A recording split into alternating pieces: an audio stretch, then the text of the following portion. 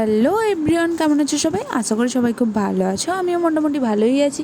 আজকে হচ্ছে রথযাত্রা, মানে যেদিন আমি ভিডিওটা বানিয়েছিলাম ওই দিন ছিল রথযাত্রা। তো শুভ রথযাত্রা সবাইকে, সবার অনেক ভালো কাটুক দিন। সবাই অনেক মজা করো, অনেক পাঁপড় ভাজা খাও, অনেক জিলেপি খাও। আমি তো আর খেতে পাবো না বলো, কারণ আমি হোস্টেলে থাকি। তো আমি এখানে যেটা পাবো প্রসাদ, তো পুজো হয়ে গেলে আমি প্রসাদ পাবো। চলো ভিডিওটা দেখা যাক। তো প্রথমেই আমি তোমাদের দেখিয়েছিলাম, তো এত বাজার করে নিয়ে এসছেন ম্যাডাম। আমি তোমাদের প্রথমে সব কিছু দেখিয়ে দিলাম। তারপরে হচ্ছে একটা লাড্ডু ছিল, যেটা অনেক সুন্দর ছিল খেতে। তো সেটা পরে বলবো, এখন পুজোর আগে আমি বলে দিচ্ছি কত সুন্দর ছিল লাড্ডুটা খেতে। তো চলো, প্রথমেই হয়েছে ফল টল আমরা ধুয়ে নিলাম। তারপরেই সব কিছু সুন্দর করে সাজিয়ে, এই যে হচ্ছে রাধা, মানে সেই দিনই নতুন এসেছিল রাধা। তারপরে উপরে হচ্ছে এই যে জগন্নাথ, বলরাম, সুভদ্রা।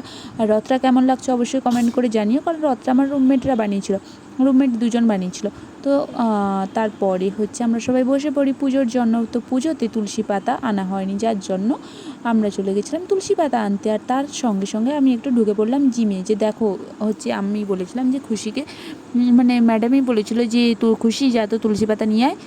ওটা আনেনি, ও বসে বসে ও দাঁড়িয়ে দাঁড়িয়ে জিম করছিল। তারপরে আমি আর অঙ্কিতে চলে গেছিলাম তুলসী পাতা আনতে।